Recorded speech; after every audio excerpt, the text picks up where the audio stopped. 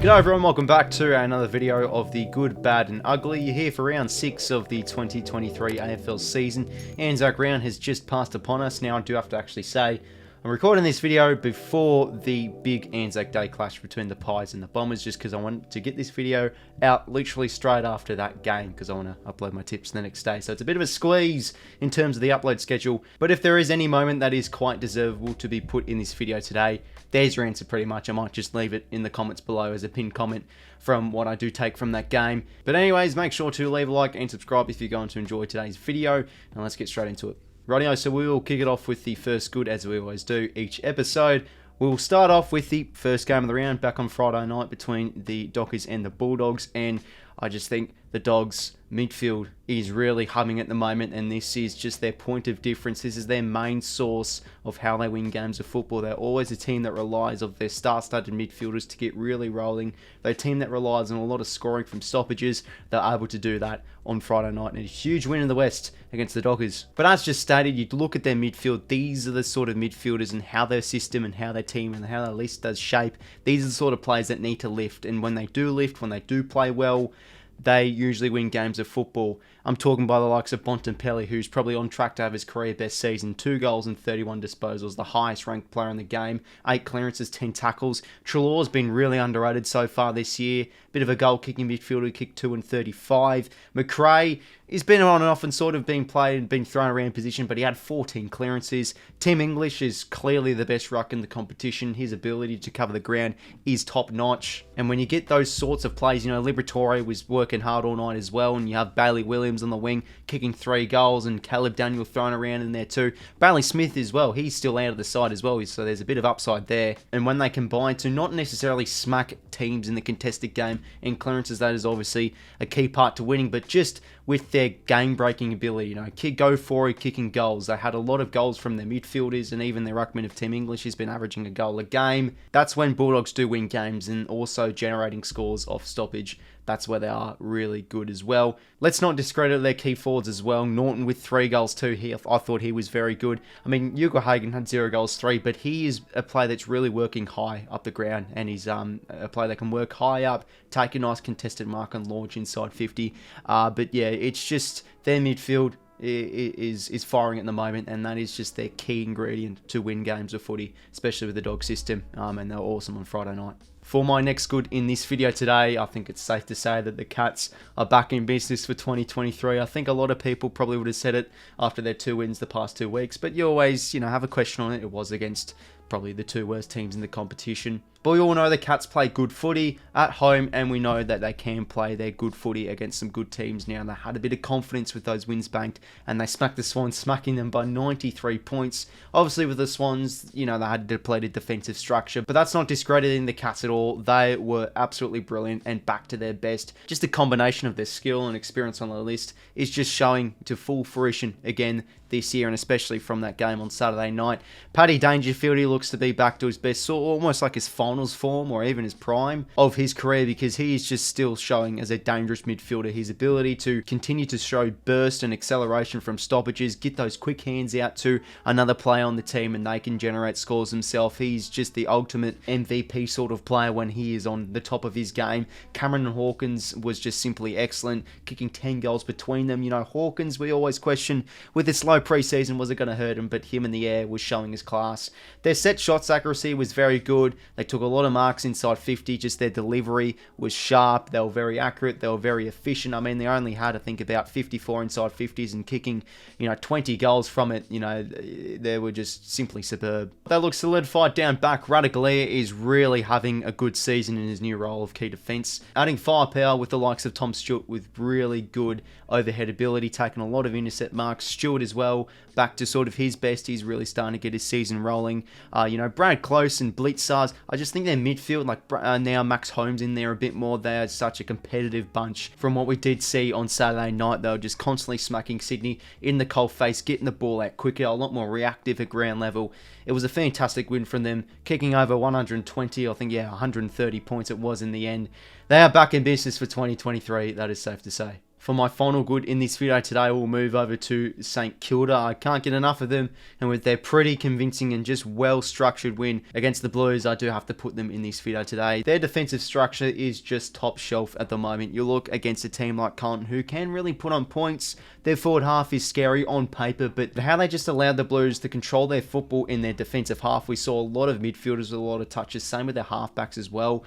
The reason they did that, though, is because the Blues were struggling to really hit and have many avenues towards goal. They'd switch it, they'd accumulate a ball in the midfield, but that just simply allowed time for the Saints to flood numbers back and really get a spare man back there, or just have the right numbers defensively. And every time the Blues went inside 50, it just felt like there were too many more Saints plays in that defensive half. And that's just the key for them to winning at the moment. They're the best defensive team in the competition. I think they're ranked the best on giving up the least amount of scoring shots when they concede an inside 50. It's always usually coming back out. 𝐓𝐡𝐞 and 𝐼𝙗𝐪 didn't really have the greatest games necessarily. I think 𝐓𝐡𝐞 only really had the one intercept mark. I thought the Blues were really good and able to nullify those sorts of plays in the air, but it's just their structure on getting back at the right time, allowing the Blues to sort of control things in their back half, let them try and generate a bit of an attack on the other side, let's say, but just flooding numbers back. Defensively structured, so sound. And Ross Lyon has also been able just to create such an accountable sort of system in their gameplay. Mason Wood, his ability to go back and forth, go back with a flight, take an intercept mark, and work back high up the ground and attack. That's just what they are at the moment. A very accountable sort of team that can show danger in their forward half. Mitch Owens had a great game. Jack Sinclair being moved in the midfield, he can show his pace and dash everywhere around the ground. They're looking awesome at the moment, the Saints. It was a great win against the Blues side, only conceding 60 points, where Kerner Mackay and a few of their forward half players can really go big. They're defensively top notch, and this really gives me good belief that this can continue later in the season. Moving on to the three bads now, and we'll start off with the Dockers. We've probably got to be going over them in their pretty dismal display, getting beat by 49 points against the Bulldogs. The safe footy just seems to be back for the Dockers so far. They were a team on Friday night that really struggled to take the game on. They had multiple opportunities where they're down by, let's say, 3 goals and etc. They just failed to, again, take the game on. You have a look at a few players in their team. Luke Ryan was their highest disposal getter with over 30 touches. It just doesn't mean much. They were trying to control the game again, trying to switch it, chip mark. There was a lot of that on Friday night. And whenever it was going inside 50, they were struggling to really generate scores. They had a few momentum bursts throughout that game where they could win clearances and get in their forward half, but 46.7% efficiency inside 50, only 45 entries, really struggled to put on the points. You can't rely on a Jai Amiss to go back and kick 3 goals a game like he did last week against the Suns. He is still very young. Luke Jackson, again, I thought had a pretty mediocre game. They're struggling with sort of their tools down forward at the moment as well, and really having sort of a hot spot or a prime target down there.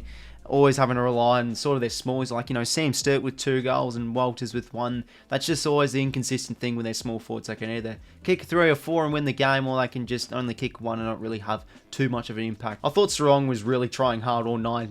His ability to burrow in the contest, really win a hard ball and get it out. That's why he had 26 handballs. He was really trying to give it out to the outside players. It just wasn't enough in the end, and it's concerning because the game plan is just not working. They need to be bolder because their list is good enough to really push up into finals. We saw that last year, but it's just back into their shell of old habits, really, and a disappointing display against the Bulldogs. 100% every day of the week.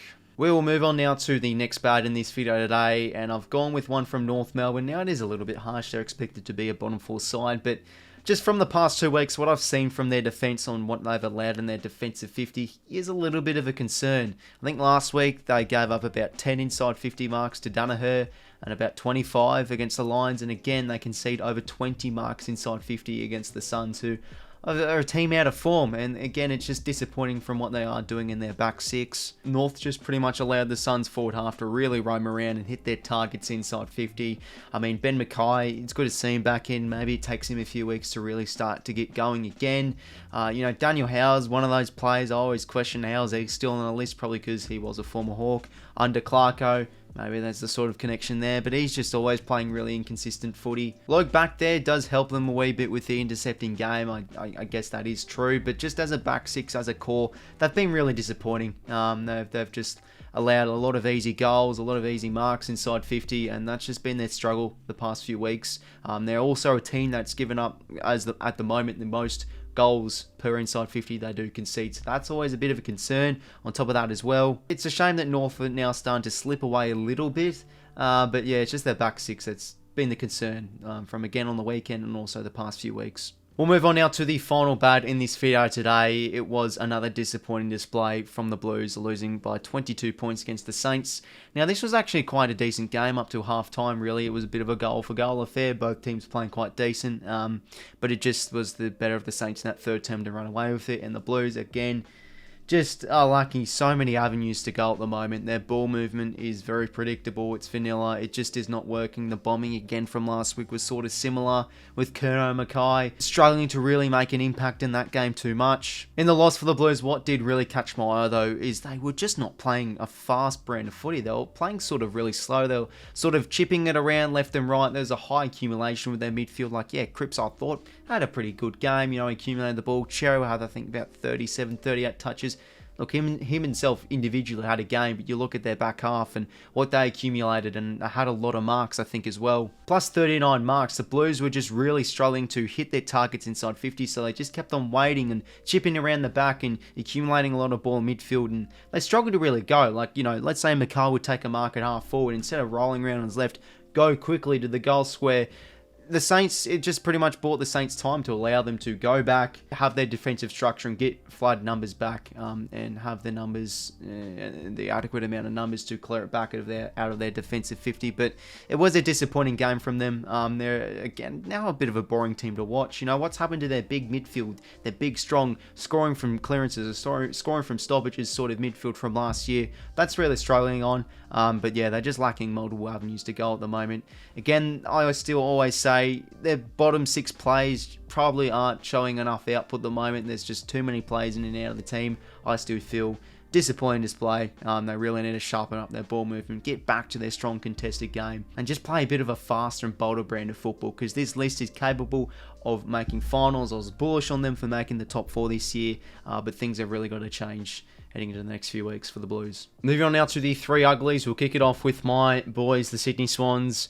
I mean, it was a dismal display against the Cats, a much better outfit, and you can always say we had a lack of personnel, etc., poor defensive structure with no McCartans and Rampy, but it was one of the worst performances in over 25 years. The last time we lost over 90 points was, I think, 1998, so it's concerning. Losing big early in the year against the Demons by 50 points, losing now by 93. The Swans aren't a team that usually lose by a lot of points. They're a much competitive team than that, and they just were second best to every contest in that game Saturday night against the Cats, and was just such an ugly display. I do have to say though that with no McCartans and no Rampy, it does really hurt their defensive structure. You know, a good defensive structure isn't necessarily a team that defends better. It's also what they do around the ground. You know, with McCartans and Rampy back there, it allows, you know, Lloyd and Blakey to play the ball out of defence a lot better, and that just improves areas around the ground. But for them, they conceded over 20 marks inside 50. Most of the Cats' goals came from set shots. We know Rampy and Tom McCartan are very good one-on-one. If they were back in the side, maybe the margin would be a lot less. Maybe a lot of those entries they conceded would be brought down to ground level instead of marked. That is something I do understand, but no matter what personnel, how young, you know, they're still the youngest team of the round, the Swans. They have got to turn up. They've got to be stronger in the contests. They always had the spare man at the back, like Mills playing as fullback on Hawkins. They had a lot of matchups wrong.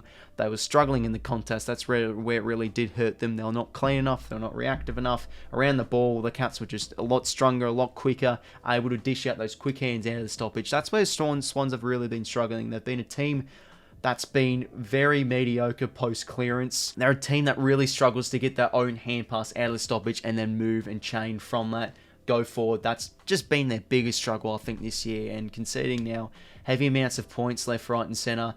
Concerning display from the Swans, but they're a team you think with a few plays back in they will bounce back, but it had to be said it was an ugly game from the weekend from the Swans. Moving on to the next ugly now, it does have to be put in this video. Another one for the doc is Rory Lobb allowed them to just get into their heads, and it probably was one of the key reasons on why they A, not only lost the game, but B, just played poorly. And a lack of discipline. They were angry at 𝐷. They always wanted to fight him and just really get into his skin. But 𝐷 just sort of used that as sort of bait. As with all that aggression showed, Freo didn't apply that on the game. They didn't want to take the game on. They didn't use that aggression to go on and be more aggressive with ball use and win the game. They just simply focused way too much on Rory 𝐷. There was that one moment where about 7 Freo defenders went on to 𝐷 and they were just trying to really push and get under his skin. What happens is 𝐓𝐴 lines up for a kick. It's a high ball. All those Freo players in 𝐷 are in the corner, and no one's, in the hot spot. No one's around the stoppage area, the situation. 𝐸 is able to get a free ball and kick a goal. It's just little things like that. It's something they just have to take out of their minds and focus more on the footy. But yeah, that was simply just another ugly from this round. And for the final ugly in this video, I feel a little bit harsh by putting this one in. But for me, it just has to be said again. The Tigers' efficiency kills them again. I've been saying this on the channel for a number of weeks now. This is why they are losing games. Now, I do have to say the Tigers' effort and their spirit was fantastic tonight. And I think for patches, they played some good footy. They really put the demons to the sword. That's totally, on the other side of it. I'm not criticizing on why they put them in the ugly category today. It's the reason why I have put them in is their efficiency. It's just simply costing them games now. I've been saying that they're a team that have been one of the lowest ranked teams with scoring shots per inside 50. They've been one of the worst ball using sides. Their kick efficiency has always been so poor. The first half was pretty good. They were able to play that Richmond sort of style where they were, high pressure, really lowering their eyes inside 50. They were much better with their forward half use, lowering their eyes inside 50 deliveries were exquisite. They were able to really generate scores off turnovers, the pressure, the holding the ball calls. They were awesome, and a lot of panic balls inside 50, a Richmond sort of style. They're up by some sort of a convincing margin, around 25 points throughout the game. But they just couldn't sustain the full four-quarter effort, and what cost them that game was just they conceded a lot more scores from turnover themselves. And their efficiency, especially in the defensive half, they just kept on having more turnovers, and they couldn't generate anything in their forward half after that, whilst the Demons were able to get the jump on them.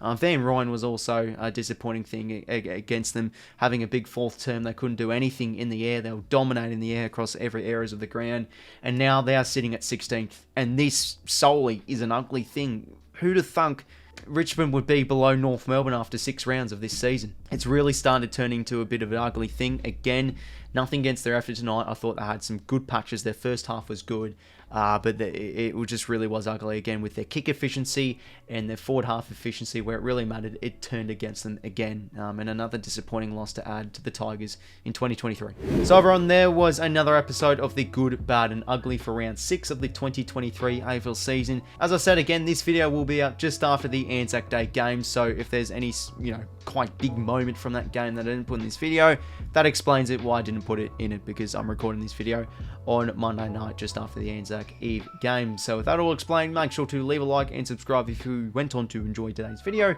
That would be much appreciated. And yeah, until next time, I'll talk to you later. See you later, fellas.